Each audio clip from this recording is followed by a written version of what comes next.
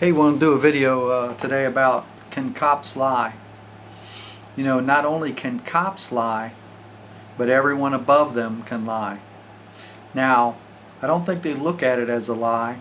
They look at it as they're telling the truth about what they see, but it's second and third hand, if you can understand what I'm saying. So there's really no laws or rules that the cops can't lie. Okay? Now there's a whole bunch of different ways of lying.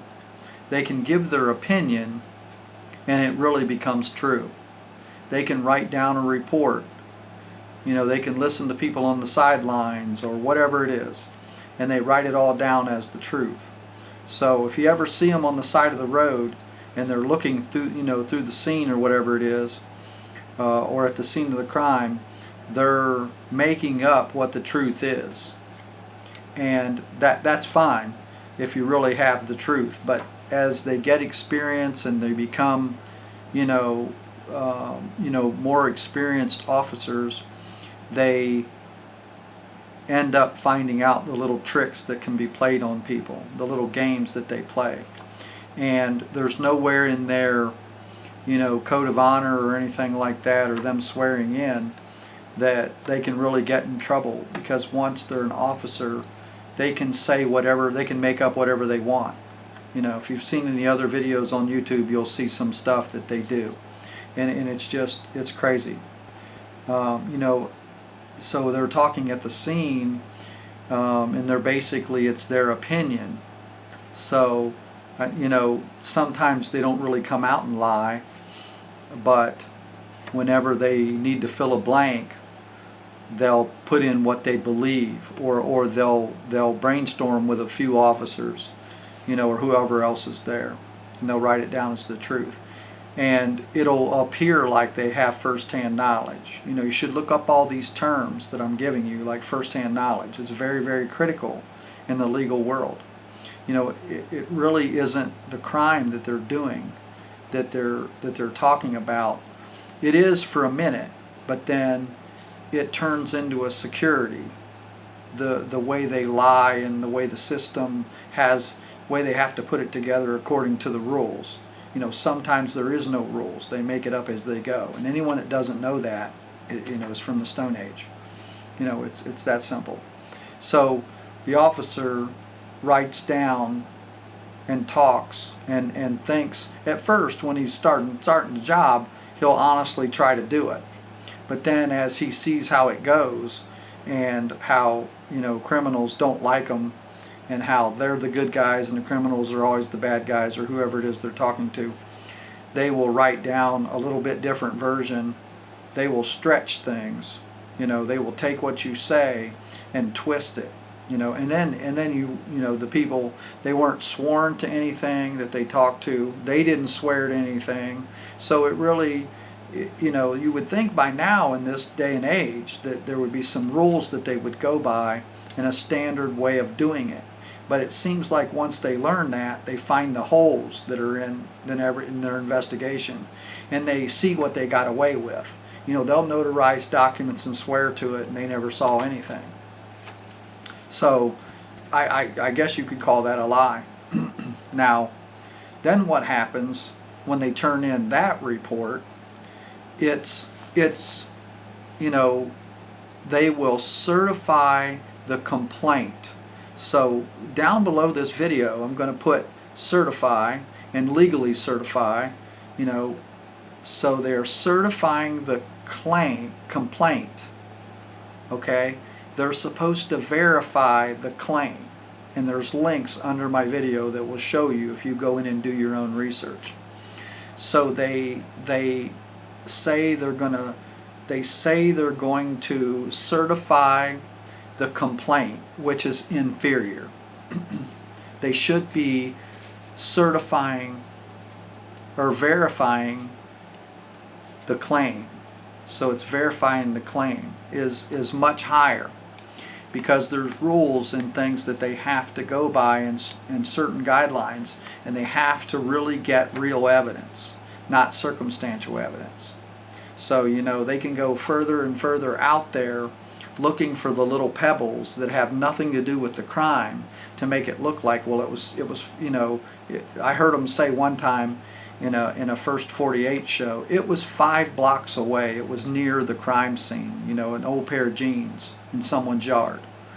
So they use these words and terms to get the people on the other end to believe what's going on. Now, they're the dum-dums. They really don't have the skills that prosecutors have and the real investigators have, the local officers.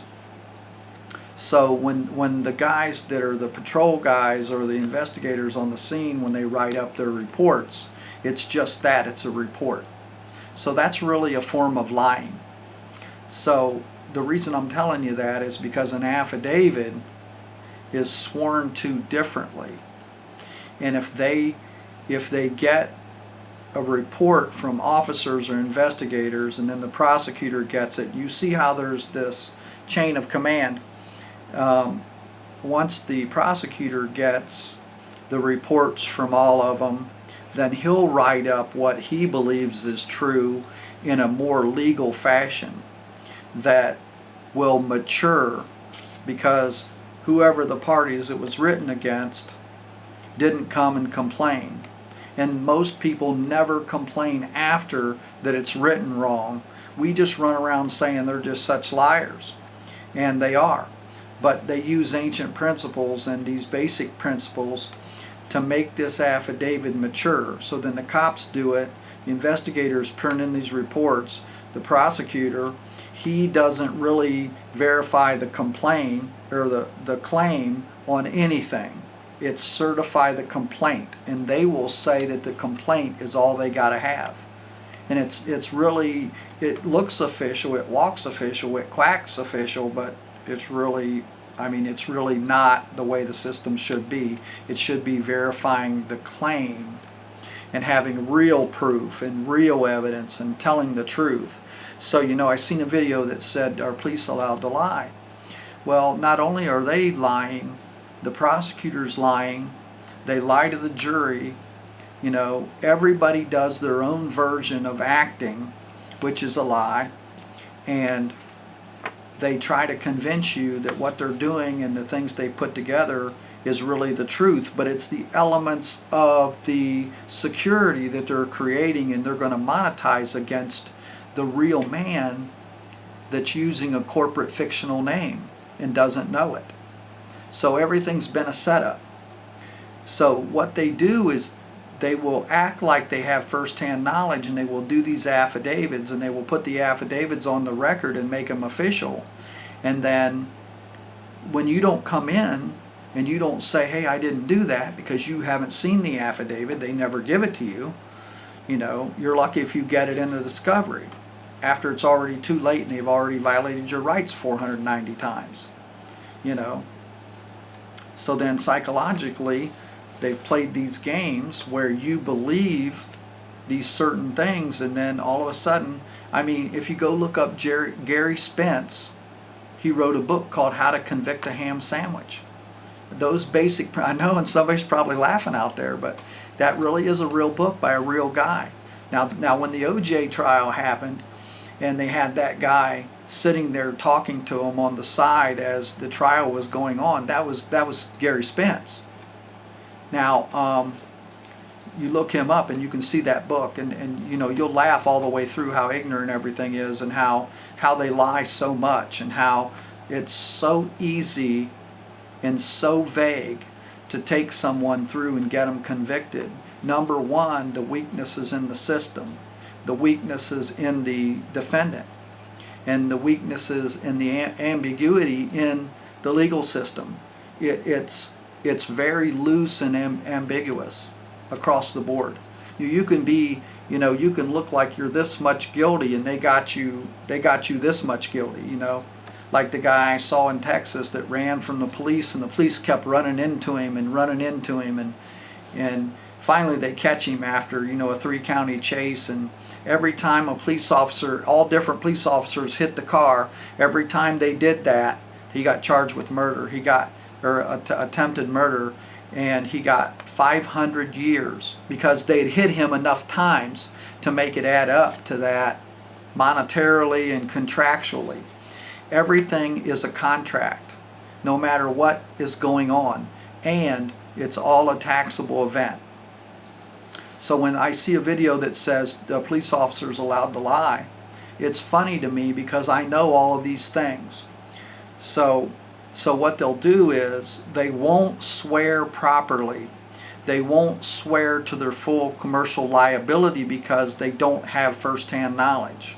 And they're doing all this smoke screen and smoke and mirror to fool you, to get you to agree, or to get you to like it, or to get you to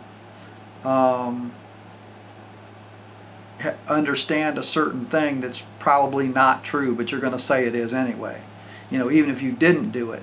And there's a whole group of people out there in this country that'll believe anything you tell them. Even if you say they did it long enough, they will get up there and say they did it, and they will keep their mouth shut, and they will not argue. And they'll go to jail, or they'll admit to something they didn't do, because the lawyers are so good at it, the prosecutor's good at it with the writing, and the cops will all get together and tell a story. Now, why would they ever lie?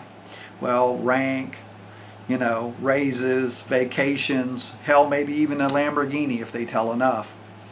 So, you know, they just lie so much that it isn't even funny. So once the officers say this is how it happened, and they write down things that weren't sworn to, you know, there's 4 or 5 affidavits by the time it gets to their first court hearing, and most of the time there isn't any affidavits because you never asked for them. You don't know that they're supposed to be there, and they're supposed to be sworn to properly. Everything's supposed to click together with evidence and everything, but that's not how they do it. You know, they do it if they believe you did it, or if they find some little minuscule thing to say that that's proof, that that's evidence, or a person that was peering through a window. And there's case law that peering through a window, the testimony doesn't count, but it'll count in your case because you don't know to object. So that to me, that's a form of lying. If it's already been decided in a precedent, and then they're still using it on you because they can get away with it because you don't really have that legal education. So it's just so critical to understand the officer's right to report. The prosecutor takes it and scrambles it up like a word puzzle, and then he says, okay, he did it, he did it, he did it, he did it, he did it, and then he writes it all out properly according to his education, because they're smart. Don't ever think they're not smart. They will notarize things and swear that they seen it and they didn't see it. I have first-hand knowledge on these things. Trust me what I'm telling you. When the prosecutor puts this on the record and he puts in whatever evidence he's saying he has, you know, it's got to go through to the clerk. Well, then it's going to sit there and mature.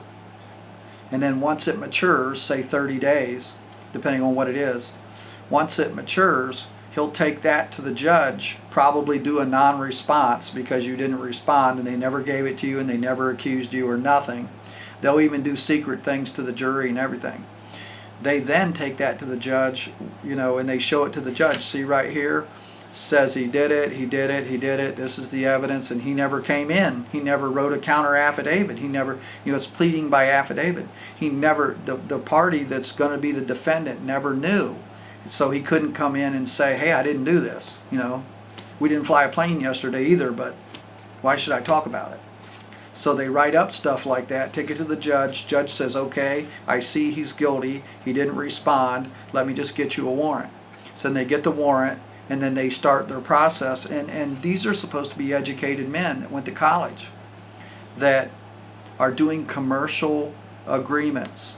They are doing contracts, no matter what it is. That's why if someone kills somebody, and like the wife paid a hitman to kill somebody, they'll call him a contract killer. That's because everything is a contract. Everything from stealing a piece of gum all the way to rape, to murder, to you ran a stop sign is a contract, and they have to give you some kind of paperwork, and then that's proof, and it's taxable. You know, it all is combined together. It's a big lying system. So to answer the person's question on the video I seen that said, can police officers lie? They don't only lie, they manipulate, and so does everyone above them. So I hope you love this video. Check out the links below. check out my new webpage below. All lives matter, and please hit the subscribe button, and we'll talk to you soon.